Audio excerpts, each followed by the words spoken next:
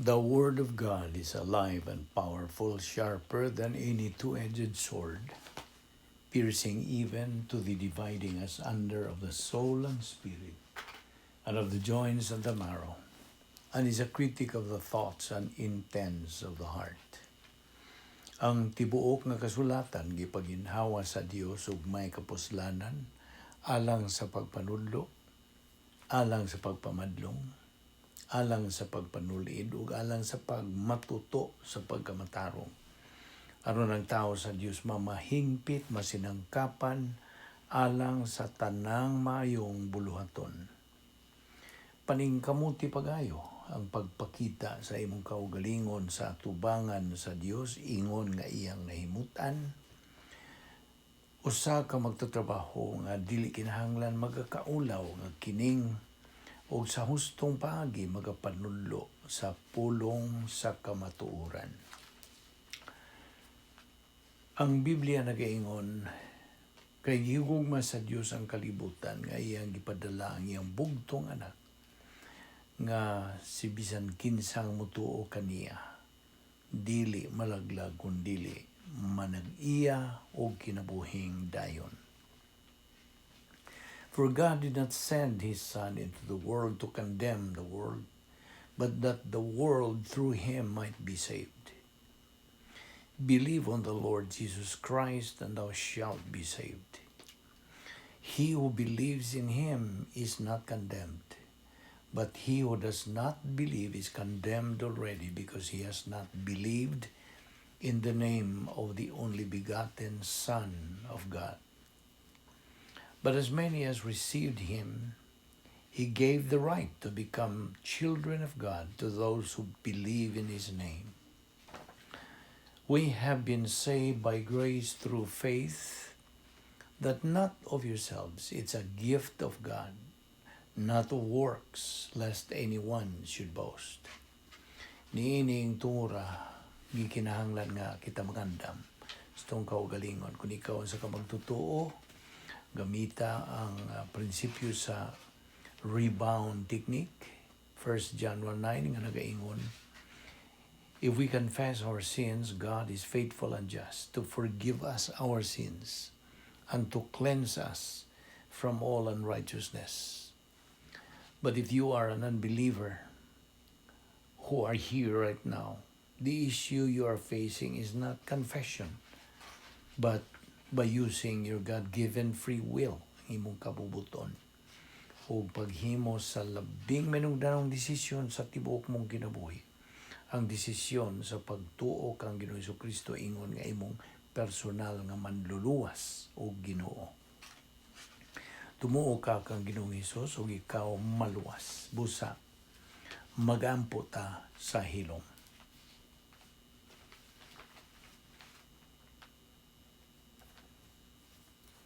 Let us pray. Heavenly Father, we thank you once again nining imong pagdaka namo ning dapita, nining adlaw.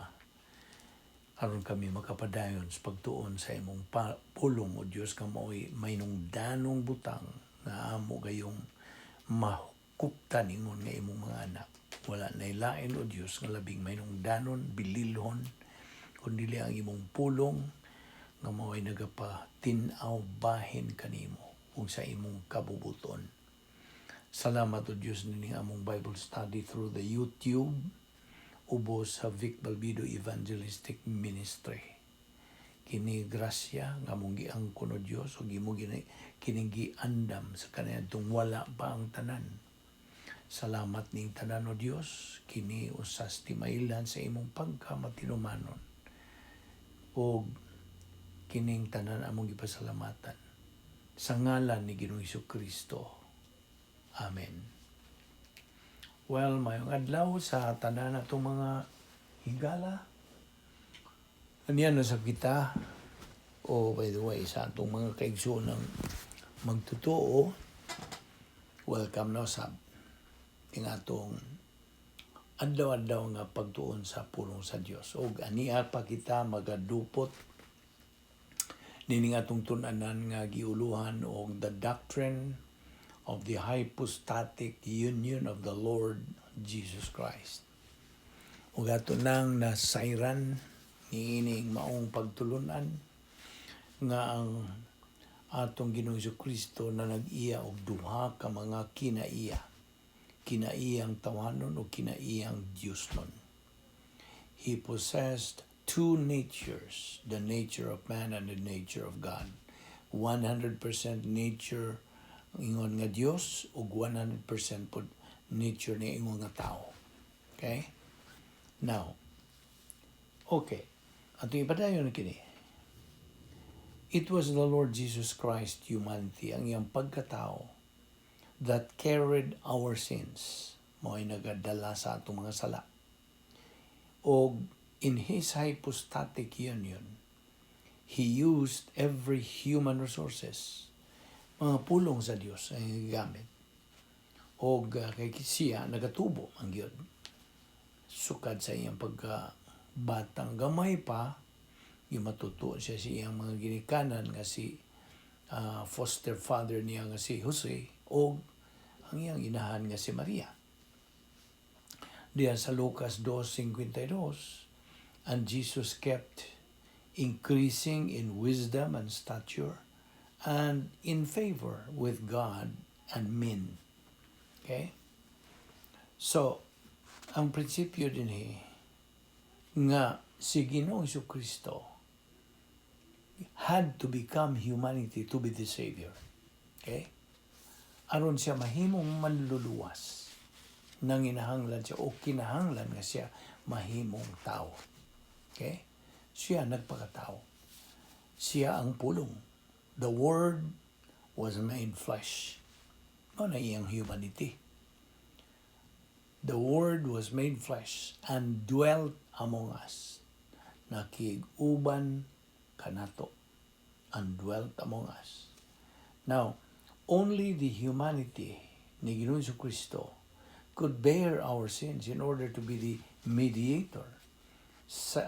Na kana mabasa niya sa 1 Pedro 2:24. Now, to be the mediator, kay siya man ang tigpataliwala tali natong mga tao og sa Dios. Kaya naputol man lagi ang atong relasyon sa Dios, gubikan sa atong nabuhat sa atong mga unang ginikanan. Kita mga kaliwat Manila din na panunod natong ilang sala nga panulundon.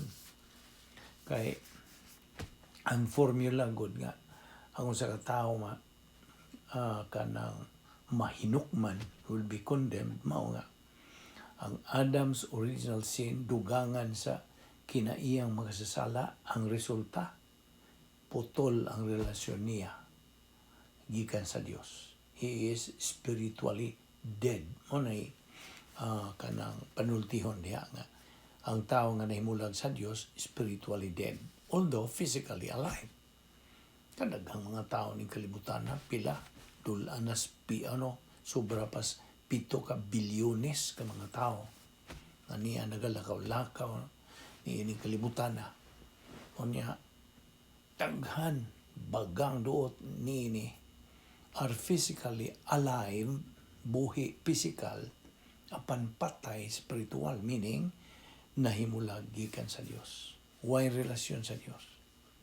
Ini katawag yun sa kanang nato ning kalibutan na. Paggawas gyud ito sa tagwangkan sa tuinahan, nagtangag na kana sa maong formula. Adam's original sin plus old sin nature equals spiritual death. Muuha ang bata, okay? Buhi, physical. Apan, before the eyes of God, okay? Before the justice of God, he is spiritually dead. Putol ang relasyon niya gikan sa Dios. So, si Ginoong Kristo, miyanhi din is kalibutan, aron sa pasiguli sa tao ngadto sa Dios. Paagi na sa Dios. Plano na sa Dios. Kabubuton na sa Dios. Okay? So, to be the mediator, aron siya maoy kanang tigpataliwala tali sa tao ug sa Dios, he had to to be equal to both God and man. Ikinahanglan siyang hingpit nga tao, at the same time, hingpit pod nga Dios. So, ingon nga Dios, as God, si Ginoong Kristo was infinitely superior. Okay? Si Ginoong Kristo na taong gipakatao nga birhen through the virgin birth. Okay? By the way, ato man gitukbil, no, kagahapon nga, kitang tanang mga tao, nataptan, hingtapot na ba ang atong old signature, ang atong kinaiyang makasasala. Niyas tanang silda sa atong kalawasan, gikas tumoy sa atong buhok, ngadto sa lapalapa, sa atong tiil, puno ni sa kinaiyang makasasala. Mao ni magatukmod na to sa pagpakasala. Okay? So, si Ginoong Kristo, wag yun siya makabuhat o bisag gamay ng sala. Kaya wapod siya sa kinaiyang makasasala. Okay? O sa iyang pagkatao, nagsunod yun siya sa kabubuton siyang amahan.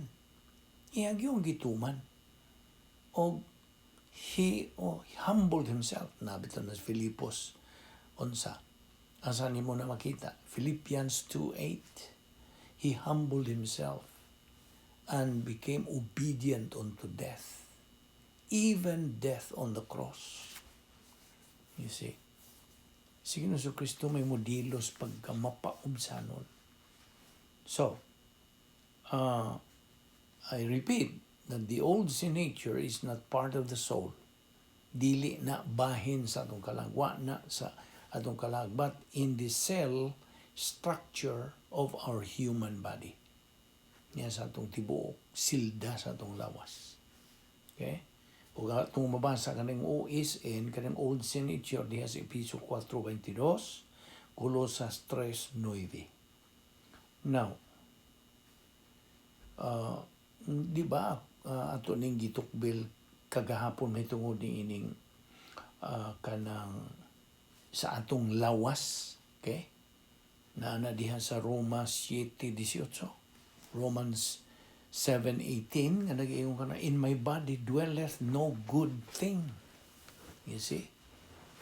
Wala gyud maayo nga naa sa atong lawas. Now, okay. So si Ginoong Kristo was a perfect God, 100% and 100% perfect man in one person. Di ba nila? Sa usalang ka persona. Ang iyang pagka-Diyos, ang iyang kanang himaya was veiled, gitabunan by His humanity. Okay? O naibaw ka? When did Christ's ultimate glorification happen? Kanus aman ang ultimate glory paghimaya kaniya. Kanus saan itabo? Tubag ni adtong iyang lawas nun nga pagkabanhaw. Okay? During his bodily resurrection. Mao to ang ultimate glorification nga nahitabo kaniya ni Ginoong Kristo. Na si Ginoong Kristo through his own free will, pinagi sa iyang kaugalingong kabuton, wa mugamit sa iyang aron alang sa iyang kaayuhan, wa siya mo pahimos. He did not use his benefit to benefit himself or to provide for himself as to glorify himself. Wala. What did he do was to fulfill his Father's will and purpose for his life. No, to iyang gituman. Karong mga adlaw, God has a perfect will and purpose and plan sa atong kinabuhi. Pinagi sa paggamit nato sa personal sense of destiny. We should ask ourselves, kinahanglan mo mangutan na tas magkaugalingon. Sabay akong pasiuna sa kinabuhi. What is my priority? isig pangutan na ay ta. Sa ba kaya akong, kaya kita kung nga tao na agiti priority. Naabay pa si una, naabay number 1 sa atong kinabuhi. Tigali ikaw ba na yung priority, mga asawa. Ikaw, o kamong mga ginikanan, yung priority, yung mga anak. You see? Naagi priority ang tao. So, isig pangutan na ita, unsa ba yung pasiunas kinabuhi, ha? Kay, ang tukmag yung tubag niya na mao ang Diyos o ang iyang pulong. Mao gina ang priority natong mga anak sa Diyos, mga Kristohanon. It should be God's Word, God and His Word. Kaya ang Diyos o ang iyang pulong, maura kini ang unsa. Immutable sa tibok universo. There are only 2 immutables in the entire universe. Ang Diyos ug ang iyang pulong. Mao na. Kung sabot sa immutable, di na mausab. Wa na'y kausaban na. So, atong timanan, nga karon ang Dios ana ay hingpit nga kabubuton ug tuyo ug plano sa atong kinabuhi. Pinagi sa atong paggamit sa personal sense of destiny. So, akong balikon nga isig pangutan ay tas tagsa-tagsa nato kakaugalingon. Unsa may akong pasiuna sa kinabuhi, ha? You see, our present life, kini atong kinabuhi karon. Kinabuhi nga atong gikinabuhi is what Solomon said. Mao ni giingong Solomon, vanity of vanities. Now, so, ang sunod yung pong tato, what do you do in your life? Unsa man ang imong mga gimbuhaton o kanang tulumanon sa imong kinabuhi? What do you do? Make use of that life. Pahimusli ka ng kinabuhing gihatag sa Diyos diha nimo, gipahuwam na sa Diyos by prioritizing God's Word. So you will know God's purpose and plan for your life. Di ta makaila o dugang, o di ta kaila sa kabubuton, plano, tuyo, huna-huna, paagi sa Diyos kung watay pagtuon sa pulong sa Diyos. Kanya doon na rabay tulo ka attitude ngadto sa pulong sa Diyos. There are 3 attitudes. Cold, bugnaw, lukewarm, inadlaw, mao ba na Visayan? Ikatulo, nagbukal-bukal, boiling hot. Mao ra ba na ang kabubuton sa Diyos? Have that boiling hot attitude towards me and my word. You see? So, kini atong gibuhat adlaw-adlaw, mao kini ang pagtuman sa mando sa Dios. Aron mailhan nato siya. Kinsa si Ginoong Kristo, unsa si Ginoong Kristo, unsa iyang gibuhat alang sa tong kayuhan. You see? Og kinsa og unsa usab siya. Iba atong gihisgutan tong pila to ka mga titulo ni Ginoong Kristo. There are 68 titles na ito nang ipanghisgutan. Ihimplo, eternal life, the Word of God, unsa pa. Mga titulo ni Ginoong Kristo. The atonement for sins, the tree of life, the faithful witness, the Word made flesh, the true vine, the Savior of the world. Kini, mga ihimplo lang kana sa mga titulo ni Ginoong Kristo. Ano nga itong itunaan kining hypostatic union ni Ginoong Kristo?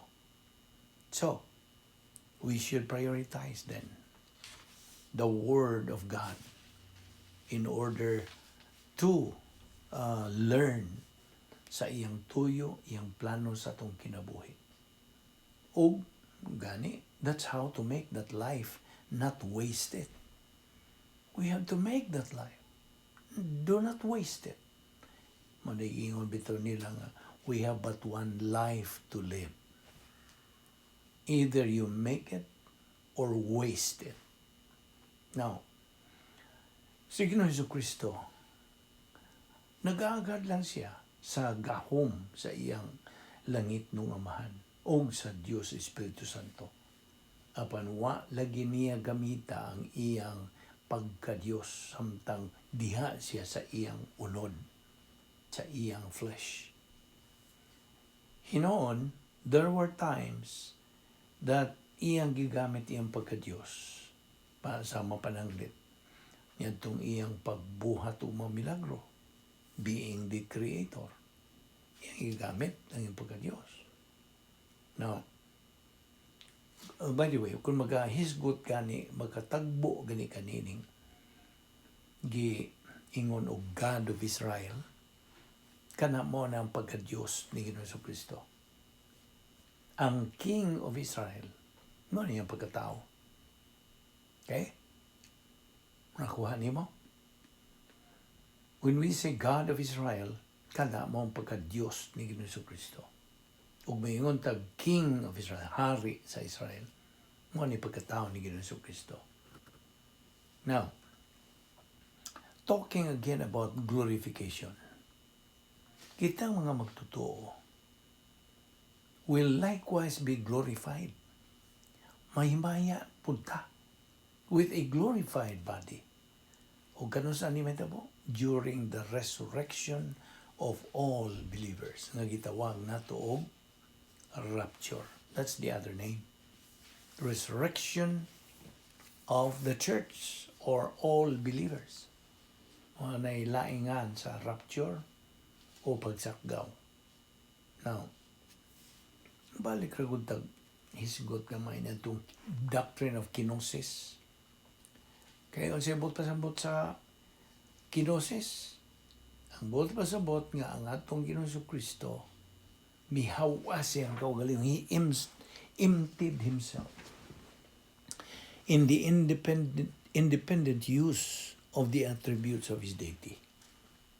Iyang gihawas, iyang kanang hukas ang iyang independenteng paggamit sa mga kinaiya niya sa iyang pagka-Diyos. Now, kung bahin na gani sa atong espirituhanong kinabuhi, ingon nga mga magtotoo, anata, niya ng tanan nga mga espirituhanong mga kasangkapan, spiritual assets to use, na ay 10 problem-solving devices. You see? Na ay divine dynasphere, na ay rebound, na ay faith rest drill, na ay personal sense of destiny. All of this, you see? Kung bahin na sa atong espirituhanong pagkinabuhi, ingon nga mga magtotoo ni Ginoong Jesucristo. Ayaw na kalimti ka ng napo ka mga kasulbaran sa atong mga suliran.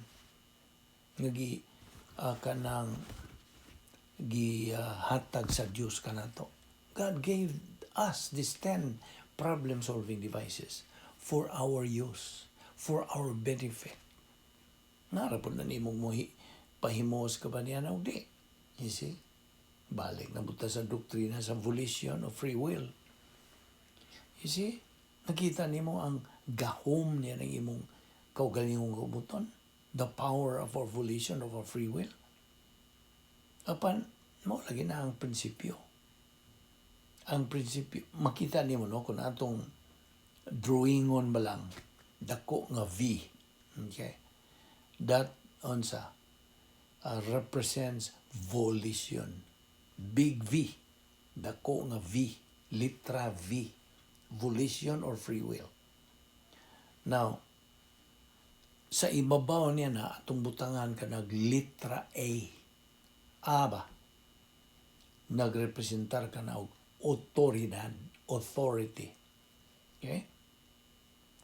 Og sa kanang pusod niya na, sa taliwa yun niya na, sa sentro niya na, dako nga markang litra R.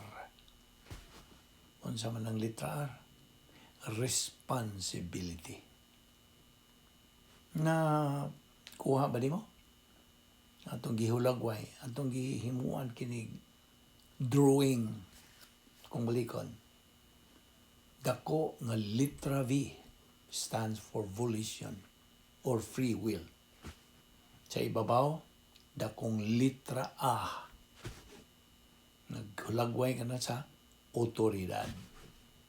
O dias pusod niya, sa taliwa niya, dakong letra nga R, representing on sa responsibility. Nakita ni mo?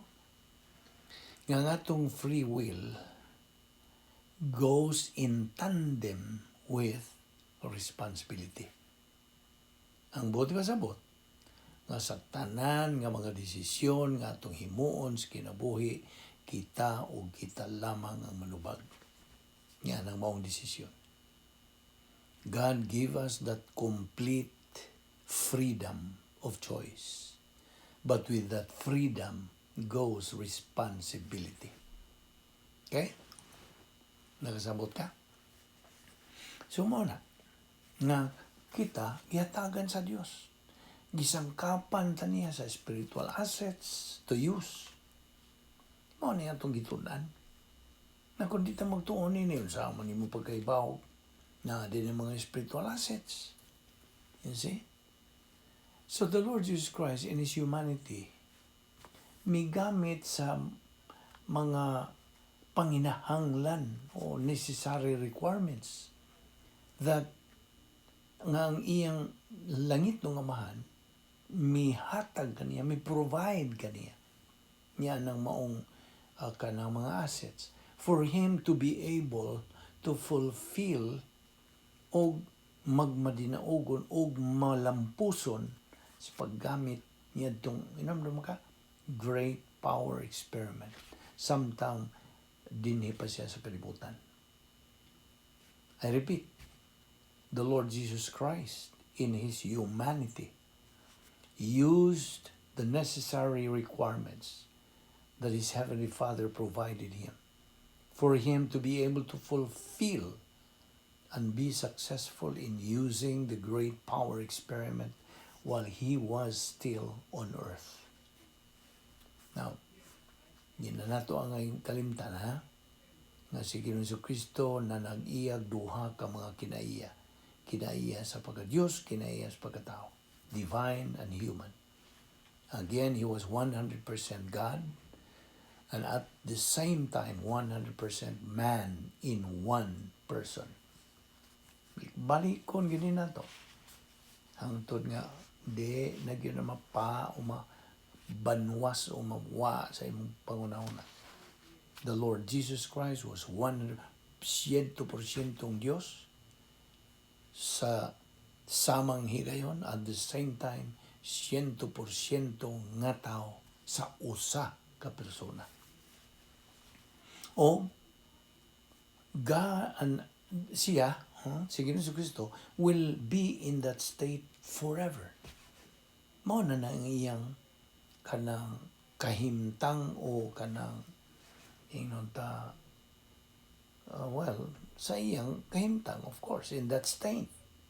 He will always be in that state forever. Also, inumduman nato nga si Ginoong Kristo came to earth sa pagluwas sa mga katawan by dying at the cross. Now, unsa man ang buhata? Grasya. Basta?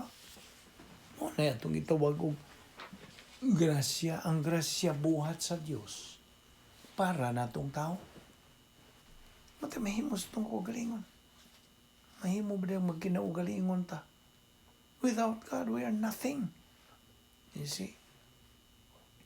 So, unsa mang gigibuhat ni Jesus Kristo dito sa cross aron kita maluwas? Una niini, to reconcile. To iyang ibuhat. Pagpasiguli kanato sa atong nahimulag nga kahimtang, nahimulag gikan sa Dios, iyatang ipasiguli to reconcile. Kaya bang duha ka parte? Okay, two parties nga nagkasungi, nagkabingkil, kanang in conflict. Okay? Nagkabangi. Okay? Nanginahanglan o tigpataliwala. O ug ang role, papel ni Kristo mao nga kinahanglan siya hingpit nga Dios at the same time hingpit nga tao. Kasi may mo pataliwa sa Dios o nato. You see?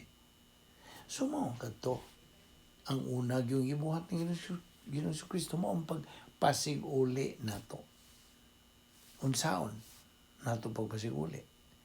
Sa pag-appropriate, pagdawat sa unsa requirement po na mga requirement nga gilatid sa Dios sa iyang pulong. If you want to be reconciled to me, kung mo sulti pa ang Diyos niya na, in the sense, mo na, if you want to be reconciled, believe on my Son. Believe on the Lord Jesus Christ and you will be saved. Kaya inig ka save nimo, inig ka luwas na nimo, ikaw mas pasiguli na ngadto sa Dios. Mo ni naguna to reconcile us. Ikaduha, to propitiate, to justify. Mo ni yung nag-justification. Okay. Ang una, reconciliation. Ikaduha, to propitiate, justification. O ang ikatulo, to redeem, redemption, paglukat. Okay? Kanang, of course, gilukat ni Yesus Kristo. Tungod kay di man tang kabayad sa atong mga utang. You see? Okay. Inunwag ka sa duha ka mga kadaugan that every believer must win. Doon natay duha ka mga kadaugan nga atong angayng kabuton. Okay? Ang naguna nini kanang itawag og, of course, iyahaman ni Ginoong Kristo. Ginganlan ni og strategic victory. Now, ang strategic victory pinagi kini sa kadaugan ni Ginoong Kristo dito sa cross. See, paambiton ta sa Dios sa unsa kadaugan ni Ginoong Kristo dito sa cross. Moambit ba ta? O makaambit lang ta ni ana sa diha nga modawat ta ni Ginoong Kristo nga atong manluwas. Mao na strategic nga imong dawat ang kadaugan. Strategic. Pinagi sa gibuhat ni Ginoong Kristo nga kadaugan dito sa cross. Ang ikaduhang matang sa kadaugan mo ni gitawag og tactical. Kining tactical, kadaugan ni pinagi sa atong pagkabot,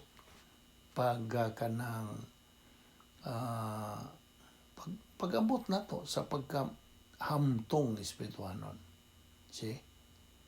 Kay sa diha nga kita hamtong na spiritual mature, spiritually mature believers.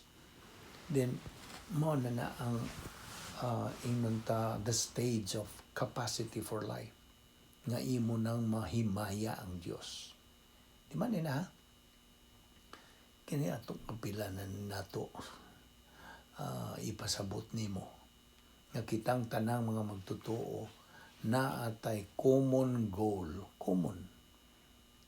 na atay tumong kitang tanan. Ang tumong nato ingon nga mga Kristohano anak sa Dios mao ang pagkabot sa espirituhanong paghamtong. Kaya ninondong ka tulo ka ang sa kanang espirituhanong pagtubo. The 3 levels of spiritual growth. Primero, baby believer. Ikaduha, adolescent believer. Ikatulo, nga ipakabot sa Dios nato mao ang spiritual maturity. Kananganga mao na ang gitawag og unsa? Pleroma stage, super grace stage. Okay? O imo nang mahimaya ang Dios diha kay nakaabot naman kaniya ng maong ang which is the ang or stage of capacity na nakikatakos.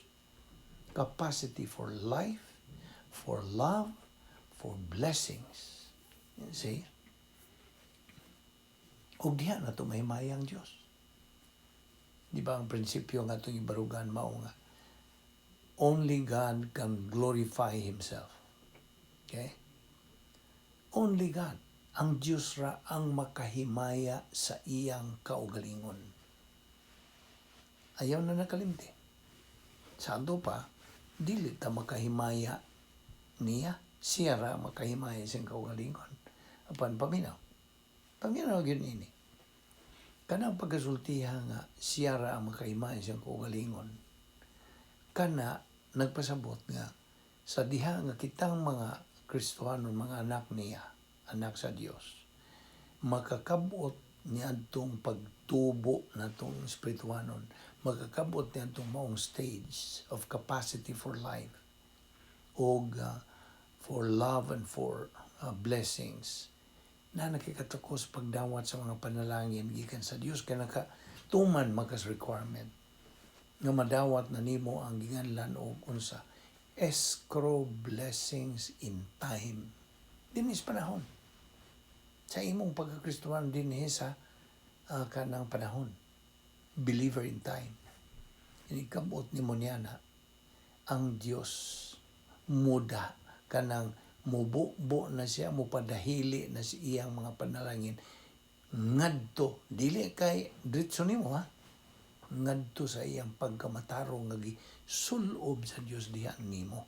Niyan tong higayon nga imong gidawat si Ginoong Jesucristo nga imong manluluwas. At that moment of salvation, God kanang clothed you, gisuloban kaniya sa iyang pagkamatarong. Nga sa pagtan-aw na sa Dios diha nimo dili ka na unsa hinukman kundili ikaw na matarong na, justified na. O katong iyang mga panalangin nga iyang ipadahili, iyang ipaambog sud niadtong grace pipeline. Okay? Grace pipeline, ingnon nato sa Visayan nga tubo sa grasya sa mga panalangin. Ibubo sa Dios.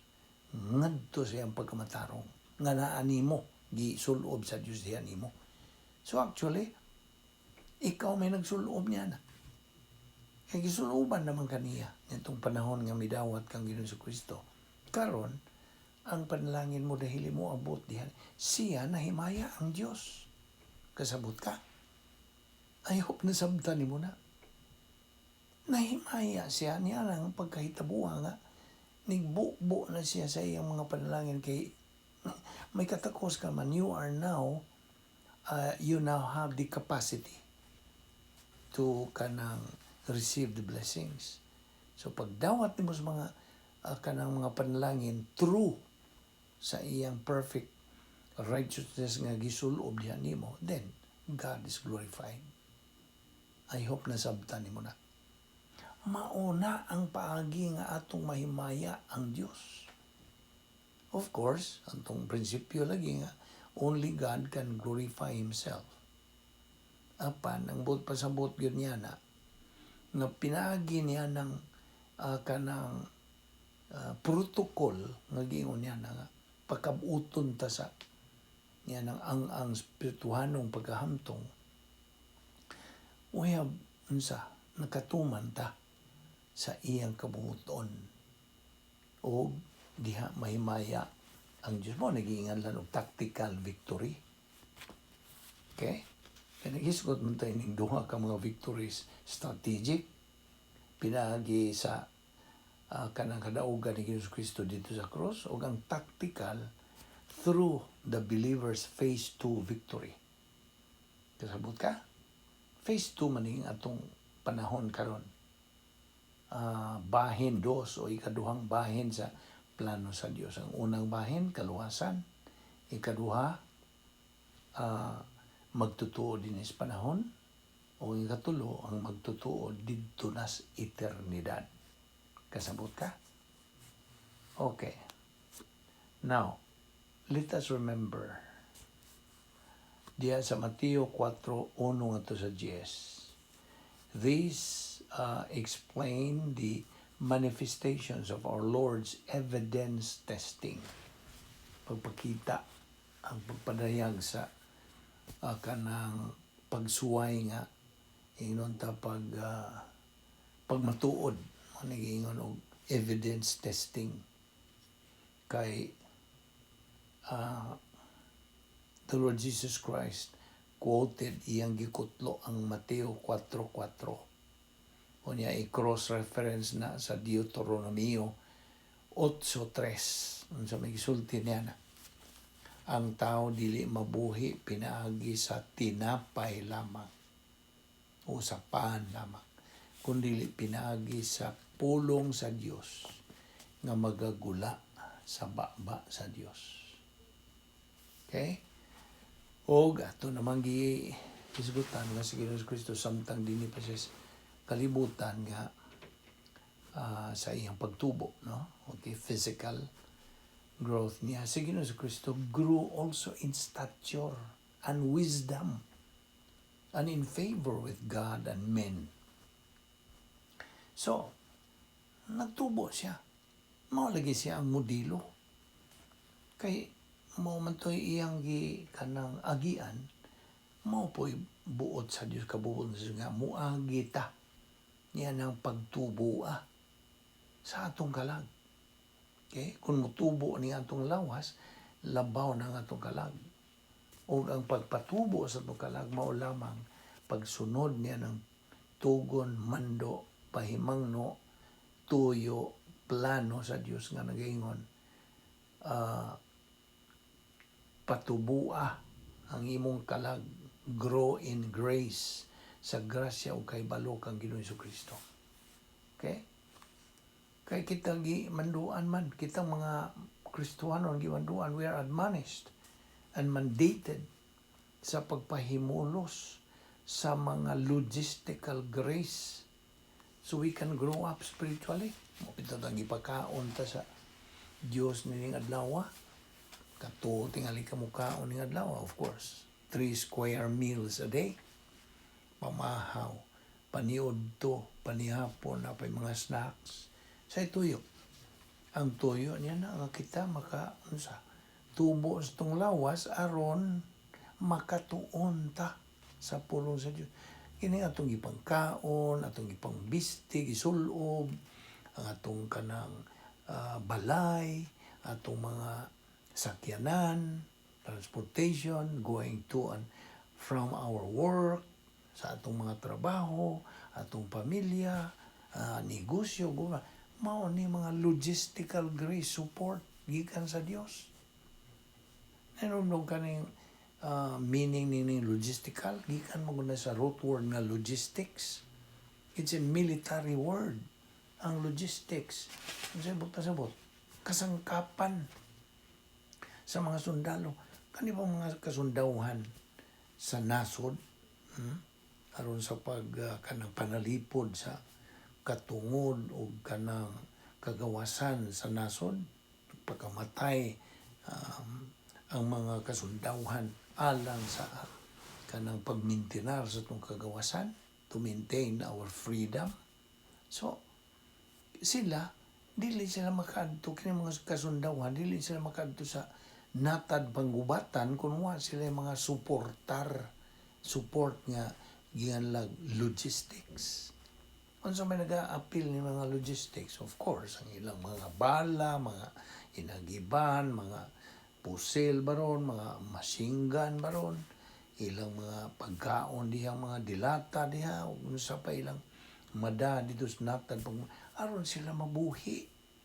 You see, maupod na gitandi ka na sa atong pagkakristuhanon nga mga kitagod, mga sundao man ta sa Dios, mga sundao man ta Ginoong Kristo. Ang kagrabe kay ni ara bagitas teritoryo sa kaaway. Niya ta nagpuyo. Kining kalibutan na, dumala kini sa kaaway sa Dios.